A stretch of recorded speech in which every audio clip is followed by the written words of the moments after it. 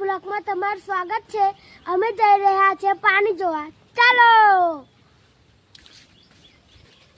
હવે પાણી બહુ આવી ગયું છે। તમને જોવું હોય તો આગળ બતાવીએ। ગાઈસ વિડિયોમાં જોડાઈ રહેજો। કાબલા ધક્કો બક્કો મારતો ના પાછો। મારો લે મારો। પાણી બહુ આવ્યું છે તમારે તો પડી જશે હોય।